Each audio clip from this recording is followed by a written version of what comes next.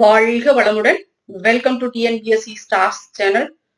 Students, NMMS பத்தின வீடியோக்கள் தான் எல்லாமே பார்த்துட்டு வந்துட்டு இருக்கோம். ஸோ இன்னைக்கு நம்ம என்ன பார்க்குறோம்னா, ட்ரஸ்ட் எக்ஸாமோடைய இப்போ நடந்து முடிஞ்ச ட்ரஸ்ட் எக்ஸாம் 2024 நடந்துச்சு இல்லையா?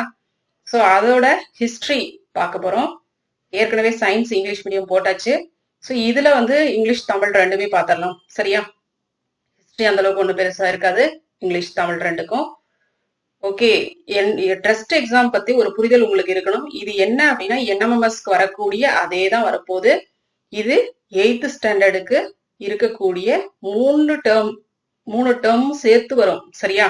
ஆனா மேக்சிமம் பாத்தீங்கன்னா நம்மளுக்கு 2 டேர்ம்லயே கேட்டு முடிச்சிடுறாங்க. ஸோ நம்ம கொடுத்துருக்கோம் இல்லையா, நம்ம நோட்ஸ் கொடுத்துருக்கோம் இல்லையா, அதுல இருந்து மோஸ்ட்லி கொஸ்டின்ஸ் எல்லாமே வந்திருக்கு. நான் வெரிஃபை பண்ணதுல இருந்து பார்த்தப்ப நம்மளுடைய நோட்ஸ் நான் வீடியோ போட்டுட்டு வந்தேன் இல்லையா, அதுல இருந்து தான் மேக்சிமம் டோட்டல் கொஸ்டினும் வந்திருக்கு. ஓகேவா? அதை நீங்க பாத்தீங்கன்னா தெரியும். சோ இது ட்ரஸ்ட்டுக்கு ஓரளவு கொஞ்சம் புக் பேக்ல இருந்து கொஞ்சம் தான், அதாவது புக் பேக்ல இருந்து எப்படி ஆல்டர் பண்ணி கேட்டிருக்காங்க அப்படின்னு மட்டும் இப்ப நான் காட்டுறேன் பாருங்க. ஓகே, ஃபர்ஸ்ட் கொஸ்டின் பாருங்க. அதே மாதிரி என்எம்எம்எஸ்க்கு இப்ப நம்ம போன வீடியோ, இந்த வீடியோக்கு முன்னாடி வீடியோ இருந்துச்சு இல்லையா, அது ஃபுல்லா பார்த்தா தானே தெரியும். ஃபுல்லா நான் தமிழ் ஃபர்ஸ்ட், தமிழ் இங்கிலீஷ் ரெண்டுலயுமே சொல்லியிருக்கேன். சரியா? சோ தமிழ்ல தான் அதிகமா நம்ம எக்ஸ்பிளைன் பண்ணது எல்லாமே பண்ணிருக்கோம். நீங்க தமிழ்ல போடுங்கன்னு சொல்றீங்க. மேக்சிமம் நம்ம டோட்டலாவே எல்லாமே தமிழ்ல தான் போட்டிருக்கோம். பாவம் இங்கிலீஷ் மீடியம் 1 or 2 வீடியோஸ் தான் இருக்கு. சோ அவங்களுக்கு அது கூட பண்ணல அப்படின்னா அது சரியா வராது இல்லையா? சோ அவங்க எவ்வளவு அட்ஜஸ்ட் பண்ணிருக்காங்க. உங்களுக்கு மேக்சிமம் வீடியோ எல்லாமே போட்டாச்சு. நீங்க நம்ம போட்ட தமிழ் மீடியமுக்கு போட்ட அத்தனை வீடியோஸ் நீங்க படிச்சீங்கன்னாவே என்எம்எம்எஸ் கிளியர் பண்ணிடலாம். கண்டிப்பா பெஸ்டா பண்ணுங்க. 8th ஸ்டாண்டர்ட் ஃபுல்லா தெளிவா படிங்க. சிலபஸ் ஆஃப்டர் என்எம்எம்எஸ்க்கு அப்புறம் ஃபுல் ஃபோக்கஸ் உங்களுக்கு உங்களுடைய 8th ஸ்டாண்டர்ட்ல இருக்கணும். சரியா? போர்டு எக்ஸாமுக்கு நல்லா ப்ரிப்பேர் பண்ணுங்க. கண்டிப்பா எக்ஸாம் ஓரளவுக்கு ஈஸியா தான் கேட்போம் அப்படின்னு சொல்லிட்டாங்க. அதனால இம்பார்ட்டன்ட் கொஸ்டின்ஸ் என்னவோ அதுதான் கேட்க போறாங்க. ஏன்னா இது நம்மளுக்கு ஒன்றும் ஃபுல்லா உங்களுக்கு நடத்தல இல்லையா, அதனால அந்த அளவுக்கு தான் கேட்க போறாங்க. நம்ம இந்த இதெல்லாம் என்எம்எம்எஸ்க்கு அப்புறம் உங்களுக்கு நான் இம்பார்ட்டன்ட் கொஸ்டின்ஸும் நான் சொல்றேன். சரியா? எல்லா லெசனுக்கும் இம்பார்ட்டன்ட் கொஸ்டின்ஸ் எதுவோ அதெல்லாம் நாம சொல்றோம். Okay, right. கண்டிப்பா வாங்கிட முடியும். ஓகே, பார்க்கலாம். ஃபைண்ட் அவுட் த இன்கரெக்ட் பேர் அப்படின்னு நம்மளுக்கு இதுல கொடுத்துருக்காங்க. சரியா? பொருந்தாத இணை. இதுல எது பொருந்தாததோ அதுதான் ஆன்சர் நம்மளுக்கு. இதெல்லாம் கரெக்டா பாத்துக்கணும். உங்களுக்கு சில கொஸ்டின்ல இதுதான் ஆன்சர் அப்படின்னு எனக்கு தெரியும். உங்களுக்கு இப்ப பிரிட்டிஷ் ஈஸ்ட் இந்தியா கம்பெனி அப்படின்னா 1600 அப்படிங்கிறது ரொம்ப ஈஸியான ஆன்சர். அது உங்களுக்கு தெரிஞ்சிருக்கும். உடனே எடுத்தோடனே ஏன் போட்டக்கூடாது. இங்க என்ன கொடுத்திருக்காங்க அப்படிங்கறத நல்லா பாக்கணும். பொருந்தாத இணை இல்ல சரியான இணை அப்படின்னு சொல்லி கேட்பாங்க. சரியா? அதெல்லாம் கரெக்டா மேல டாபிக்ல என்ன கொடுத்திருக்காங்க அப்படிங்கறத கரெக்டா பார்த்து போடணும். ஓகே, சோ இதெல்லாம் தவறுகள் நம்ம செய்யறதுக்கு வாய்ப்புகள் இருக்கு. நீ உன்னோட கொஸ்டின் இன்னொரு இதுல பார்த்தேன்.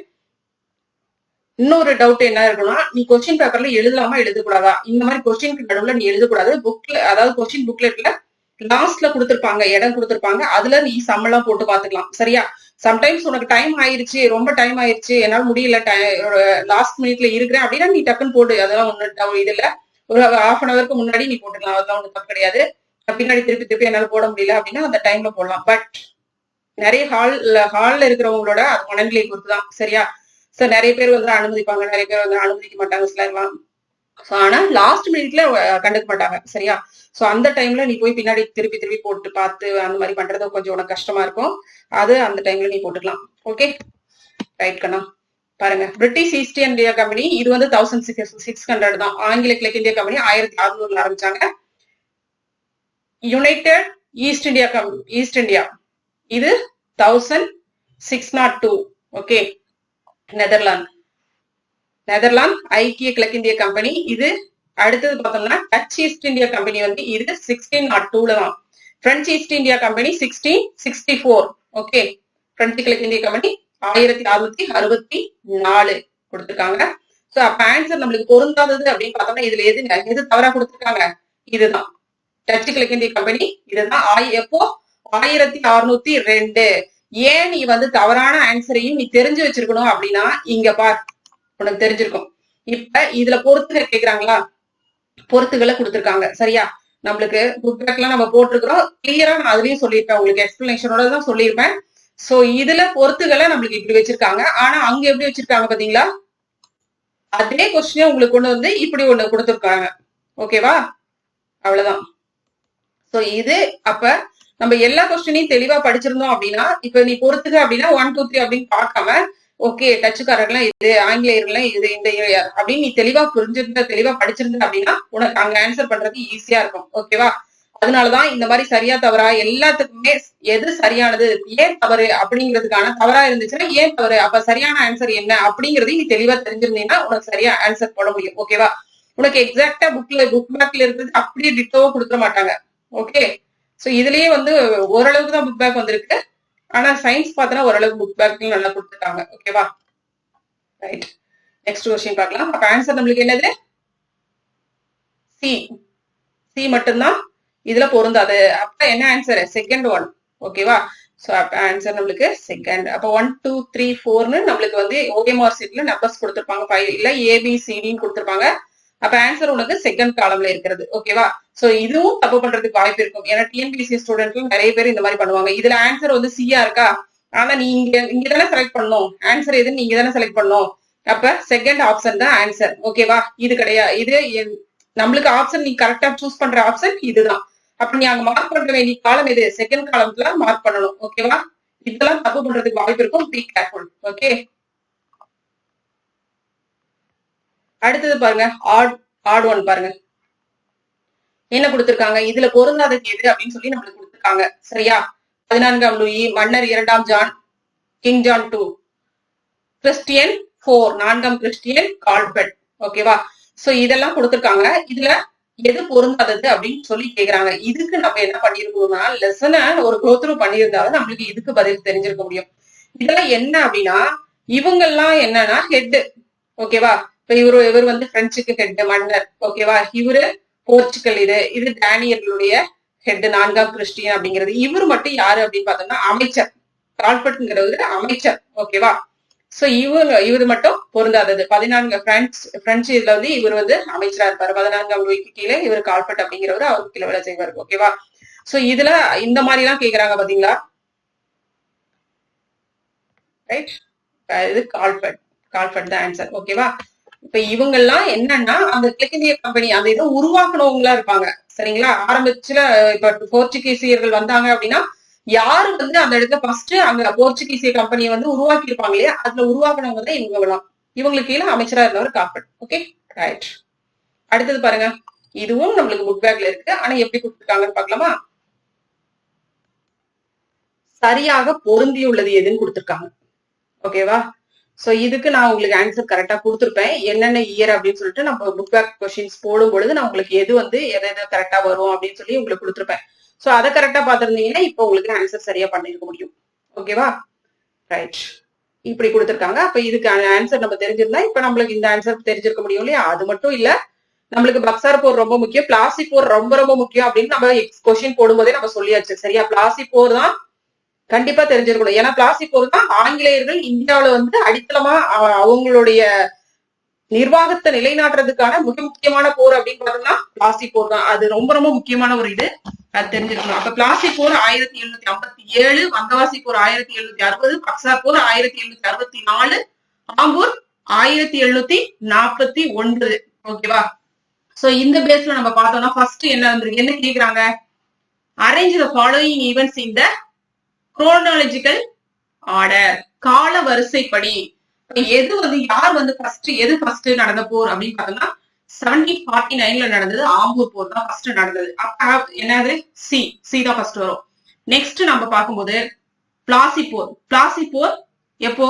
1757, 1757. ஓகே, சோ அப்ப செகண்ட் டி வரும். ஓகேவா? நெக்ஸ்ட் பாருங்க 1760 என்னது? வந்தவாசி போர். ஓகேவா? பேட்டில் ஆஃப் வந்தவாஷ், அப்ப ஏ. நெக்ஸ்ட் அடுத்தது பக்சார் போர், பேட்டில் ஆஃப் பக்சார். ஓகே, அப்ப ஆப்ஷன் பி. ரைட்டா?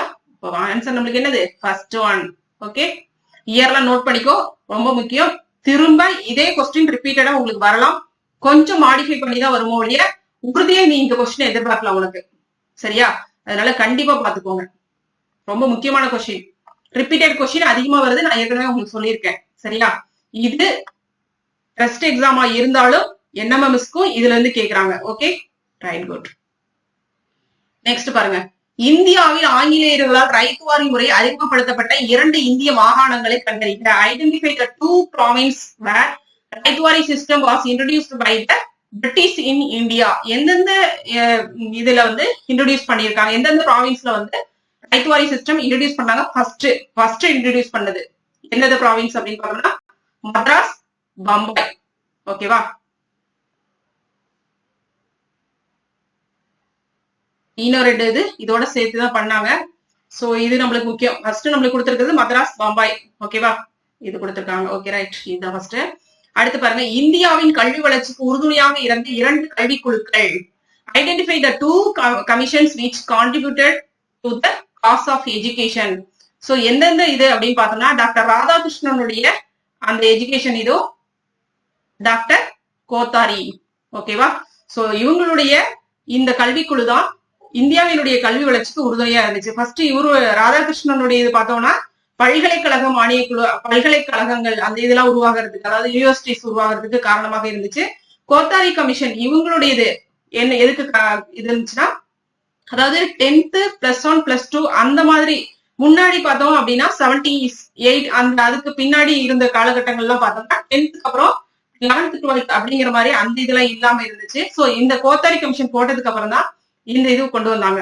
சரியா? கல்வி குழுக்கள்ல மாற்றங்கள் கொண்டு வந்தாங்க. அதாவது தேசிய கல்விக் கொள்கை அப்படின்னு அந்த மாடிஃபை பண்ணி அந்த இதெல்லாம் கொண்டு வந்ததெல்லாம் இந்த கோத்தாரி கமிஷனுக்கு அப்புறம் தான். சரியா? அவங்களுடைய இதுதான். சோ ஆன்சர் நம்மளுக்கு இந்த 2 கல்வி குழுக்கள் என்ன? டாக்டர் ராதாகிருஷ்ணன் மற்றும் டாக்டர் கோத்தாரி. ஓகே, அடுத்தது பாருங்க, மദ്രാஸ் எப்போ வந்து அதிகாரப்பூர்வமாக சென்னை என பெயர் மாற்றம் செய்யப்பட்டுச்சு அப்படின்னு பார்த்தோம்னா எப்ப பண்ணிருக்காங்க பாருங்க, ஜூலை 17 1996 தான் பண்ணிருக்காங்க. ஓகேவா? சென்னை அப்படின்னு பெயர் மாற்றம் செய்யப்பட்டது. Okay, officially renamed as Chennai. Madras was officially renamed as Chennai எப்போ? 17th July 1996. ஓகே, முக்கியமான கொஸ்டின் பாத்துக்கோ. Next, free trade policy followed by the East India Company compelled the Indian traders to sell their goods above the market prices. Okay, this forced many craftsmen, கொஞ்சம் அந்த இதெல்லாம் ஸ்லைட்டா இருக்கு. This forced many craftsmen to flourish with their ancestral handicraft talents. என்ன சொல்றாங்க? கிழக்கிந்திய கம்பெனியால பின்பற்றப்பட்ட இந்த தடையில்லா வாணிப கொள்கை இந்திய வர்த்தகர்கள் தங்கள் பொருட்களை சந்தை விலைக்கு மேல் விற்க கட்டாயப்படுத்தியது. சந்தை விலைக்கு மேல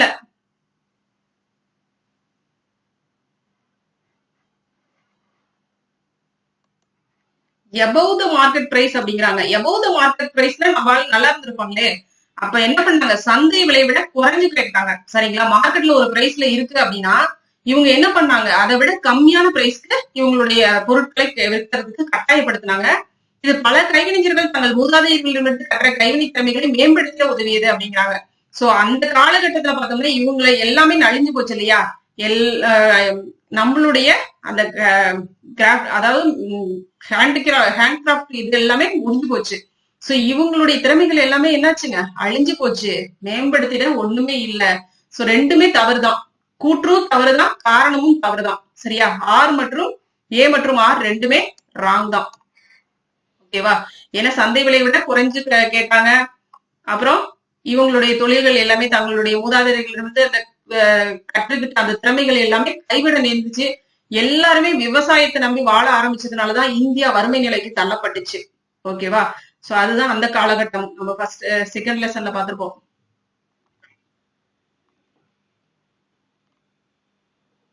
நெக்ஸ்ட் பாருங்க, ஷாஜகான் ஆட்சியின் போது இந்தியாவிற்கு வருகை புரிந்த பயணி. The traveller visited India during the reign of Mughal emperor Shahjahan was யாருன்னு பார்த்தோம்னா பெர்னியர்.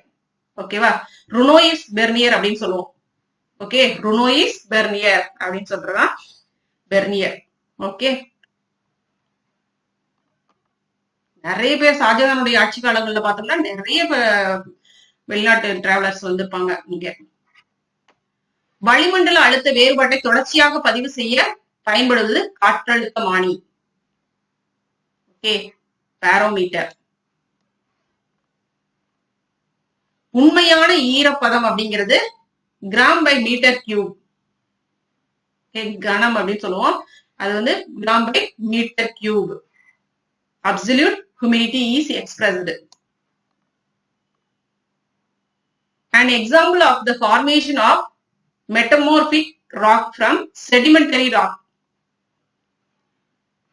படிவு பாறையிலிருந்து உருமாறிய பாறைக்கு எடுத்துக்காட்டு என்ன அப்படின்னு பார்த்தோம்னா, வெப்ப உருமாற்றத்தினால் மணற்பாறைகள் வெண்கற்பாறைகளாக மாறுவது. வெப்பத்தின் உருமாற்றத்தினால். Sandstone in quartz by thermal metamorphism. Thermal metamorphism. Okay,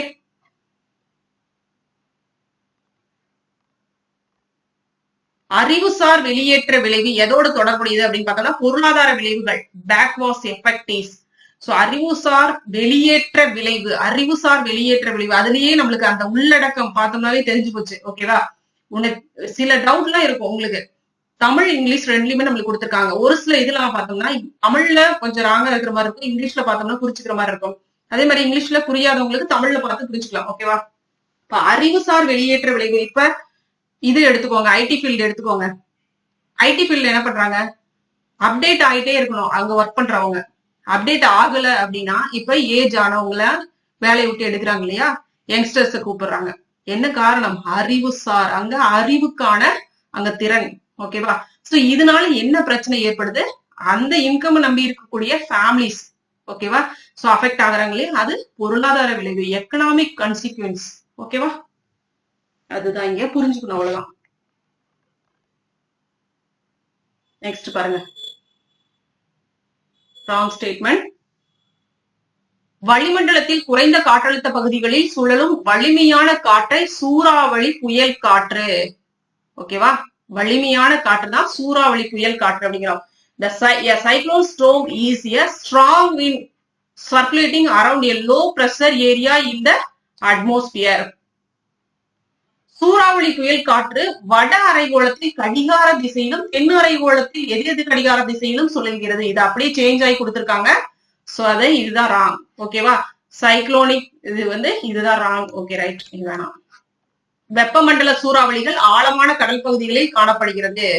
வெப்ப மண்டல சூறாவளிகள் எங்க காணப்படுது, ஆழமான கடல் பகுதிகள், டீப்பஸ்ட் சி. ஓகேவா, tropical cyclones are more common in the regions of deepest sea. ஓகே, இப்ப நம்மளுக்கு என்ன கேக்குறாங்க, ராங். ஓகேவா, இதுல எது ராங் ஸ்டேட்மெண்ட் அப்படின்னு மட்டும் கேக்குறாங்க. இப்ப ராங் ஸ்டேட்மெண்ட் எது, பி மட்டும்தான். ஓகேவா, தாய் கண்டம் என புனைப்பெயரிட்டு அழைக்கப்படுவது. Mother continent, very very important question. ரொம்ப ஈஸி, அந்த லெசன் ரொம்ப ஈஸியான லெசன். ஆப்பிரிக்கா. ஓகே, சோ இங்கிலீஷ் மீடியம்க்கு நம்மளுக்கு இன்னும் கொஞ்சம் வீடியோஸ் எல்லாம் இது லெசன்ஸ் எல்லாம் இன்னும் பாக்கி இருக்கு. பட் தமிழ் மீடியம்க்கு நம்மளுக்கு சோசியல் ஃபுல்லாவே நம்ம கவர் பண்ணியாச்சு. ஓகே, ஐ திங்க் இது உங்களுக்கு வராது, இந்த லெசன் உங்களுக்கு வராது. இது தேர்ட் டேர்ம்ல இருக்கும்னு நினைக்கிறேன். தேர்ட் டேர்ம்ல தான் இருக்கும். எஸ். பொருந்தாத ஒன்றை கண்டறி. இதுவும் பாத்தீங்கன்னா இதெல்லாம் என்ன அப்படின்னு பார்த்தோம்னா, மைத்ரி, தட்சின் கங்கோத்ரி, ரிவர்ஸ். ஓகேவா, பாரதி, மெக்முர்டோ, இது எல்லாமே பாத்தீங்க அப்படின்னா இதெல்லாம் இந்தியாவில இருக்கக்கூடியது. ஓகேவா, இது எல்லாமே இந்தியாவில இருக்கக்கூடியது. மைத்ரி, தட்சின் கங்கோத்ரி, பாரதி, இது எல்லாமே நம்மளுக்கு பாரதிங்கிறது தெரியும், உடனே இது வந்து நம்மளோட இது அப்படின்னு தெரிஞ்சிருச்சு. தட்சின் கங்கோத்ரி, மைத்ரி இதெல்லாம். மெக்முர்டோ அப்படிங்கிறது மட்டும் என்னன்னா யூஎஸ்ல இருக்கக்கூடியது. ஓகேவா, யூஎஸ்ஏல இருக்கக்கூடிய ரிவர்.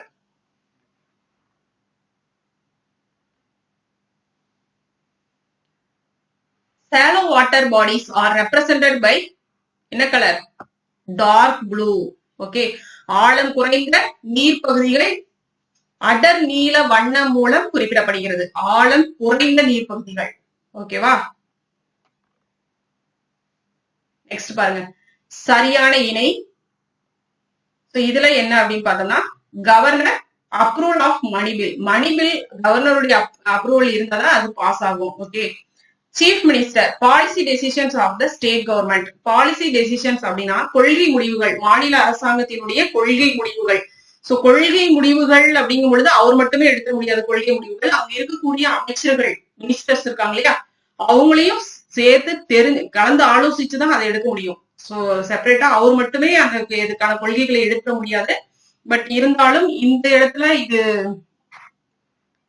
சில இதெல்லாம் இருக்கு. அதாவது கொள்கை முடிவுகள், இறுதி முடிவு அப்படிங்கும் பொழுது சில கையெழுத்திட்ட உரிமைகள் அதெல்லாம் இருக்கு. ஆனா கொள்கைகள் அப்படிங்கும் பொழுது அது அது சட்டமாக கூடியது. ஒரு கொள்கை அப்படிங்கும்போது அது சட்டமாக கூடியதுதான் இருக்கும். சட்டமன்ற மேலவை அப்படிங்கிறது இது தற்காலிக அவை அப்படிங்கிறாங்க. இதுவும் தவறானதுதான். சரியா? சட்டமன்ற பேரவை, சட்டப்பேரவைன்னு சொல்றோம் இல்லையா? சட்டப்பேரவைக்கு தான் எலெக்ஷன் நடக்குது நம்மளுக்கு. ஓகேவா? சோ சட்டமன்ற உறுப்பினர்கள் மக்களால் நேரடியாக தேர்ந்தெடுக்கப்படுதல். Directly members are elected directly by people. ஓகேவா? Legislative assembly. சோ இதுல பாத்தீங்க அப்படின்னா இது எக்ஸாக்டா கரெக்ட், இதுவும் கரெக்ட். ஓகேவா? சோ கொள்கை முடிவுகள் இதுவும் நம்மளுக்கு ஆன்சர் கொடுத்துருக்காங்க. ஏ மற்றும் பி அப்படின்னு நம்மளுக்கு கொடுத்துருக்காங்க. முதலமைச்சர் மாநில அரசாங்கத்தின் கொள்கை முடிவுகளை எடுப்பாரு அப்படின்னு சொல்லி நம்ம பார்த்தோன்னே ஓகே கரெக்ட் அப்படின்னு சொல்லி போட்டுருவோம். பட் அவர் வந்து எல்லா முடிவுகளையுமே அவரால் எடுத்துட முடியாது. ஆளுநர்கிட்ட ஒப்புதல் கேட்கணும், அமைச்சர்கள்கிட்ட கேட்கணும். சோ அந்த அளவுக்கு அதுல வந்து கொஞ்சம் ரிஸ்க் அதெல்லாம் இருக்கும். ஓகேவா? ஆனா இங்க இதை பார்த்தா எக்ஸாக்ட் ஆன்சரா இருக்கு. ஆளுநர் வந்து பண மசோதாவுக்கு அவர் தான் ஒப்புதல் தெரிவிக்கணும். ஓகேவா? அப்ரூவல் ஆஃப் மணி பில் அவர் தான் பண்ணணும், கவர்னர் தான். அதே மாதிரி லெஜிஸ்லேட்டிவ் அசம்பிளி அப்படின்னு பார்த்தோம்னா மக்களால தான் தேர்ந்தெடுக்கப்படுவாங்க. அங்க இருக்கக்கூடிய மெம்பர்ஸ் எல்லாம் மக்களால நேரடியா தேர்ந்தெடுக்கப்படுவாங்க. ஓகேவா? சோ நம்மளுக்கு ஆன்சர் பார்க்கும் பொழுது இதுதான் ஆன்சர். Okay right. இந்திய குடியுரிமை சட்டம் இயற்றப்பட்ட ஆண்டு 1955. ஓகே, பல தடவை சொல்லியாச்சு இந்த கொஸ்டினுக்கான ஆன்சர். இப்ப பார்த்தோம் இல்லையா? இது நான் இப்ப உங்களுக்கு கொஸ்டின் கொடுத்திருக்கேன் இல்லையா? அத்தனை கொஸ்டின் உங்களுக்கு வந்திருக்கு. எல்லாமே மோஸ்ட்லி கவர் ஆயிருக்கு. சோ நம்மளோட நோட்ஸ் நீங்க தெளிவா படிச்சீங்கன்னாவே உங்களால கண்டிப்பா வாங்கிட முடியும். இந்து பாணியிலான கோபுரம், சமண விதானம், புத்த ஸ்தூபி மற்றும் இஸ்லாமிய பாணியிலான குவிமாடம் ஆகியவற்றை கொண்டு அமைக்கப்பட்டுள்ள இந்து கோவில் எது அப்படின்னு பார்த்தோம்னா காஜிராகோ கோவில் தான். The temple with Hindu fair of Jain Kopala with Buddhist stupa and Muslim style stone. இந்த இதுல அமைக்கப்பட்டது எது? காஜிராகோ. கொஞ்சம் அந்த இது உள்ள போயிடுச்சு.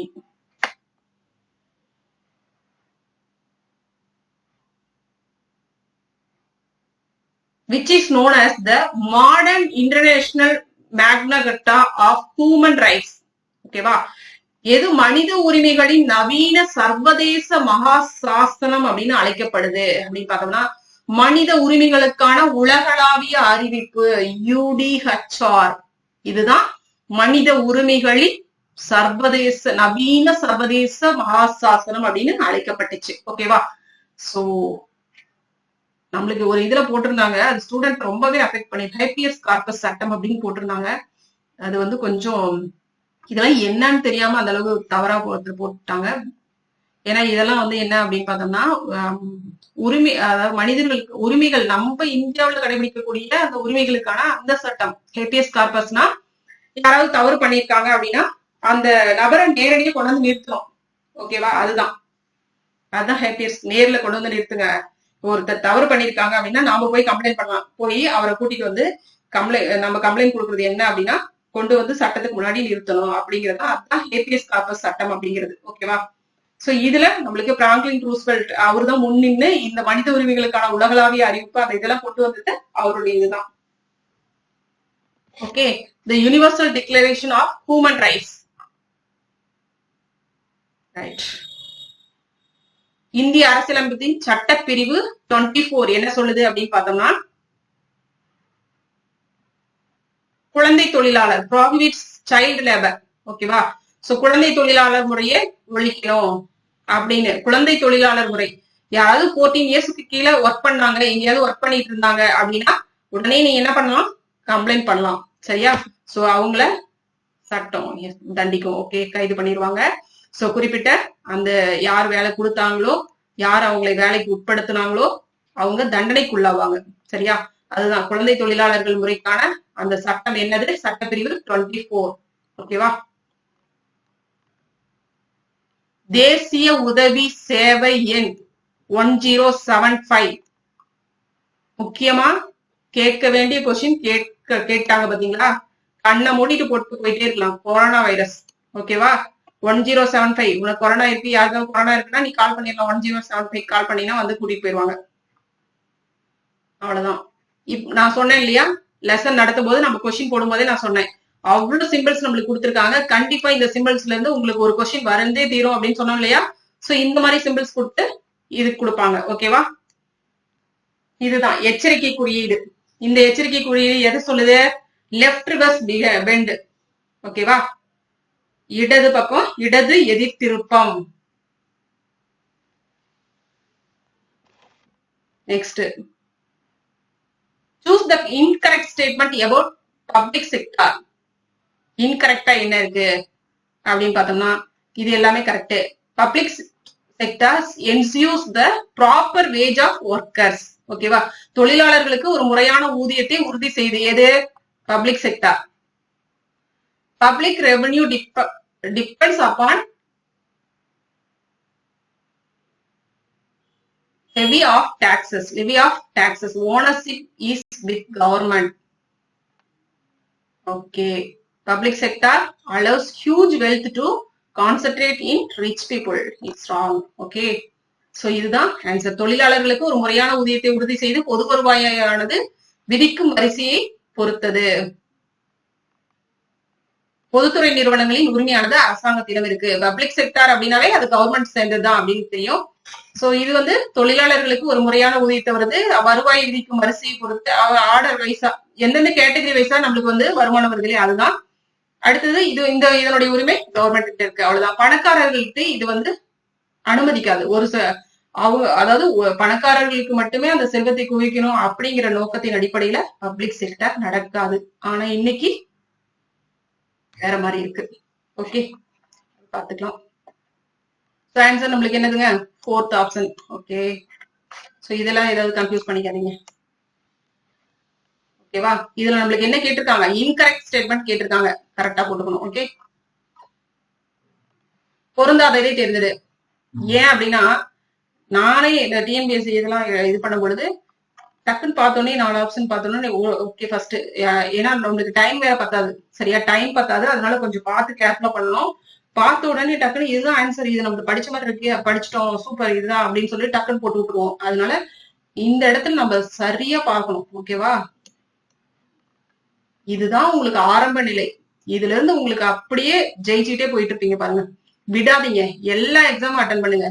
நான் சொன்ன மாதிரிதான் போன வீடியோல உங்களுக்கு என்னென்ன எக்ஸாம் இருக்கு அப்படின்னு எல்லாமே சொல்லியிருப்பேன். அடுத்தது 8th இந்த இது எழுதிட்டீங்க, அடுத்தது 9th டெஸ்ட் எழுத போறீங்க. கண்டிப்பா எழுதியே பாருங்க என்டிஎஸ்சி. ஓகேவா, என்டிஎஸ்சியில வந்து 1000 மெம்பர்ஸ் தான் இந்தியா லெவல்ல செலக்ட் பண்றாங்க. சோ அது எந்த அளவுக்கு காம்படிஷன் இருக்குன்னு மட்டும் பாருங்க.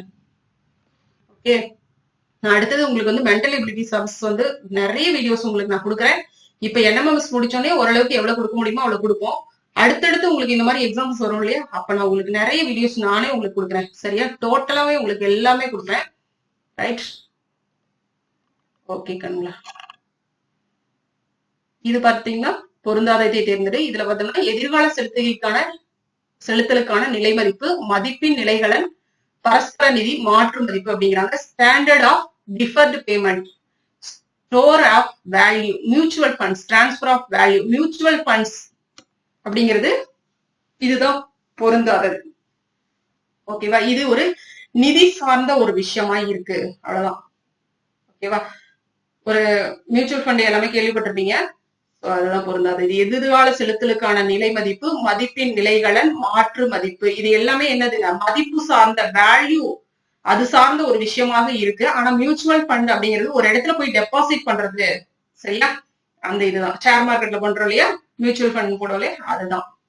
ஓகே, சோ அது மட்டும் தான் இங்க பொருந்தாத ஒண்ணா இருக்கு. இது அதாவது காமனா நிறைய விஷயங்கள் நம்ம தெரிஞ்சிருக்கணும். ஓகேவா, இப்ப ஷேர் மார்க்கெட் பத்தி சொல்றாங்க அப்படின்னா நம்ம உடனே அந்த நியூஸ் எல்லாம் ஆஃப் பண்ணிட்டு போயிடுவோம். எங்கேயாவது யாராவது குத்துனாங்க, எங்கேயாவது அடிச்சுட்டாங்க அப்படின்னா அதை மட்டும் நல்லா பார்ப்போம்.